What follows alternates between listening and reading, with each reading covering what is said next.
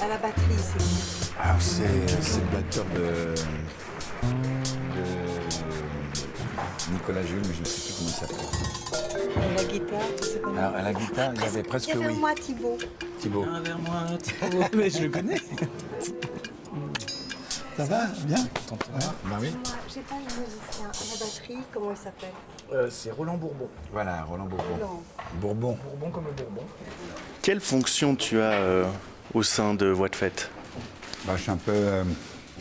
Je suis le directeur, fondateur, animateur, le nerf de la guerre. Ouais, parce que je suis passionné, parce que c'est une cause qui m'intéresse. Voilà, puis j'ai essayé de motiver des gens autour de moi pour y arriver, parce qu'on n'arrive jamais à faire les choses tout seul. Je vais déplacer ma voiture.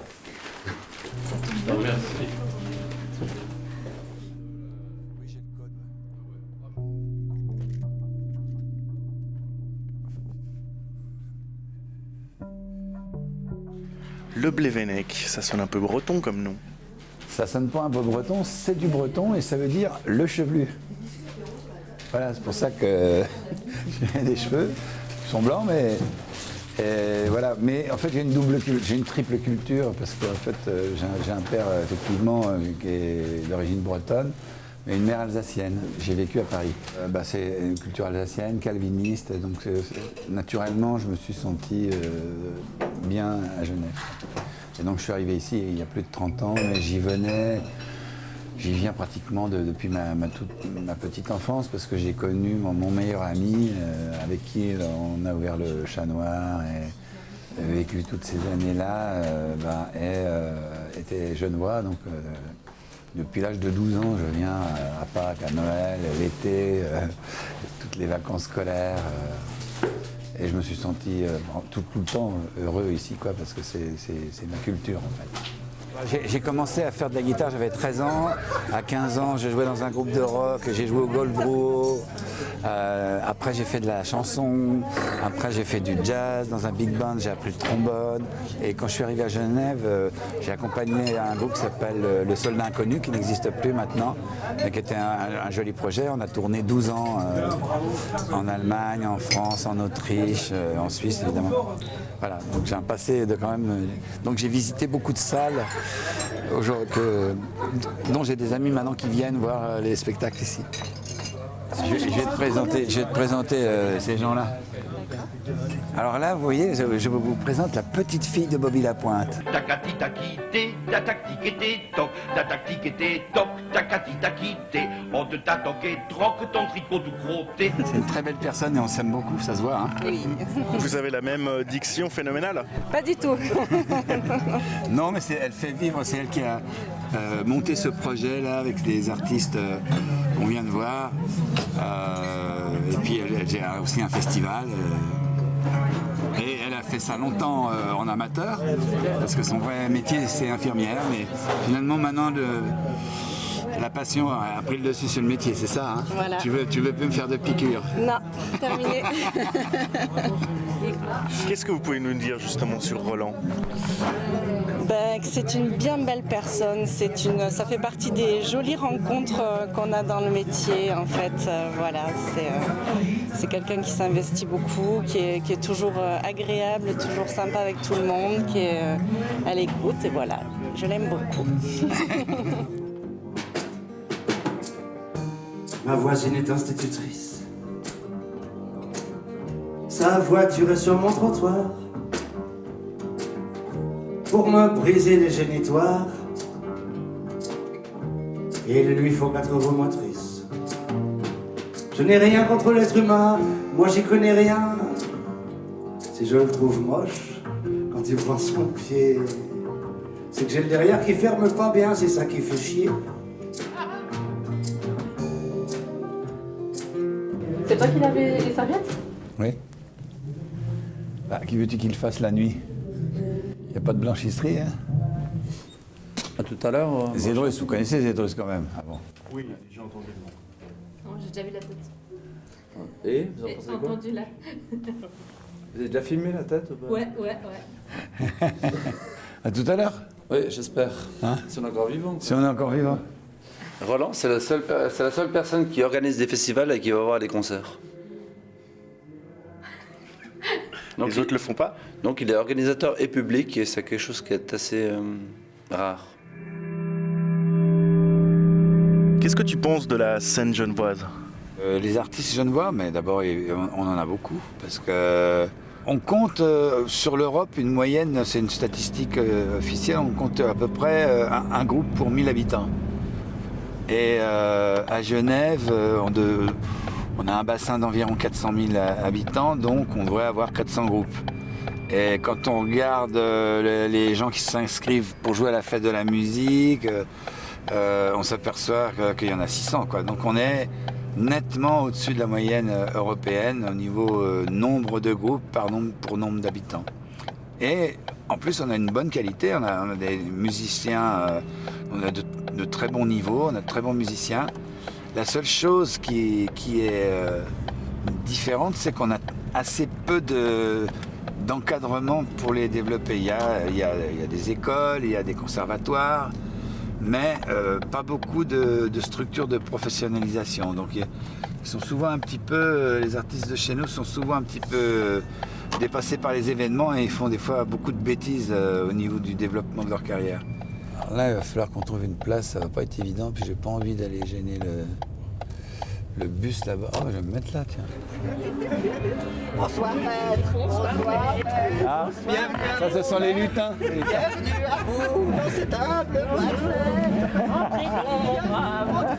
Welcome, bienvenue à vous. Suivez-le, les yeux fermés, la caméra.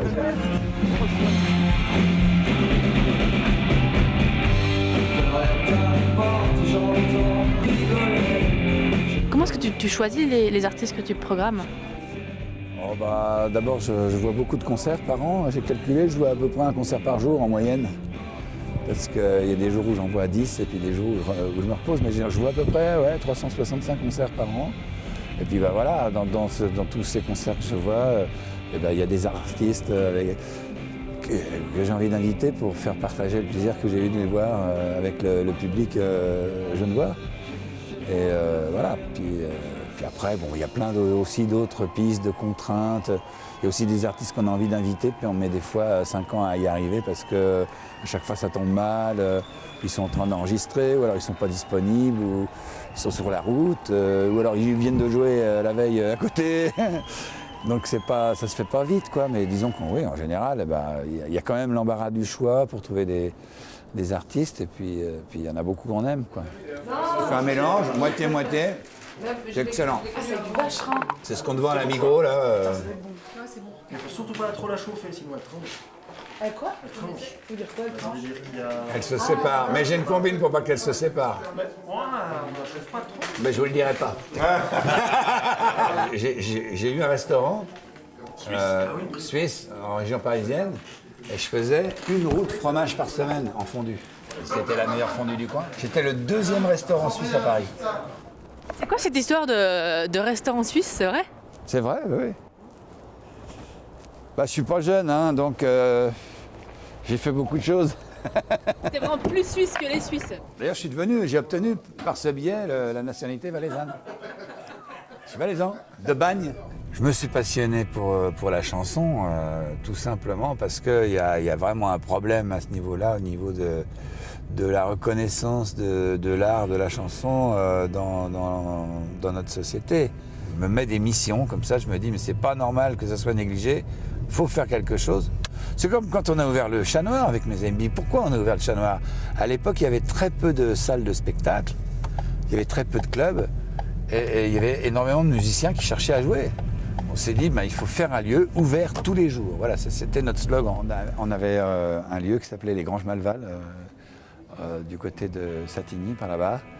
Et puis, c'était difficile parce qu'on travaillait essentiellement en été, quoi. Et puis le propriétaire devenait un peu trop gourmand, ça devenait ingérable. Et donc on s'est dit qu'on allait se rapatrier sur la ville. Et donc on a cherché un endroit à l'époque où on pouvait faire de la musique, parce qu'à l'époque on ne pouvait pas faire de la musique partout. C'est interdit de faire de la musique dans les bistrots, il faut le savoir. On était amendable. Et il y avait quelques endroits qui avaient le droit de le faire, dont le Chat Noir. Donc on s'est rabattu sur cet endroit-là, on s'est endetté pas mal pour l'investir et on est parti, amis d'enfance, hein, ensemble, à gérer ce lieu où on voulait faire un lieu de musique permanente. Voilà. Et on y est arrivé. Les gens t'associent encore beaucoup au Chat Noir. Bah oui, parce que j'étais un peu un personnage emblématique parce que j'y étais tous les soirs. Et puis que je suis peut-être un petit peu plus, je me mets peut-être un petit peu plus en avant que les autres, mais on ne peut rien faire tout seul. Hein. Il y a toujours eu des gens qui travaillaient autour, on a toujours fait les choses ensemble. Est-ce qu'il y a un genre de musique que tu n'aimes pas? Ah, c'est une bonne question.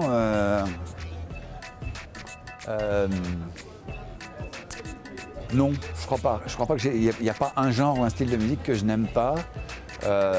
J'aime pas la musique quand elle est trop réfléchie, intellectuelle, quand ça devient un concept. J'aime la musique quand elle reste une émotion. Alors du coup, je peux aimer de la musique contemporaine, je peux aimer du jazz, du free jazz, je peux aimer des choses comme ça. À partir du moment où il y a une vraie émotion derrière et où c'est pas réfléchi. Qu'est-ce que tu aimerais qu'on retienne de toi? Ce qu'on aimerait qu'on retienne de moi, je ne sais pas, franchement. Je suis charismatique, mais j'ai pas tellement le souci de mon image en fait. Oui, je m'habille bien, j'essaye de plaire parce que je suis séducteur. Maintenant, je ne sais pas si j'ai envie de laisser vraiment une trace de quelque chose. J'ai envie d'avoir fait quelque chose et d'avoir fait avancer les choses. Et j'ai justement une espèce de guide en moi qui me dit si même j'ai réussi dans ma vie à déplacer un grain de sable, ben, ça sera déjà pas mal.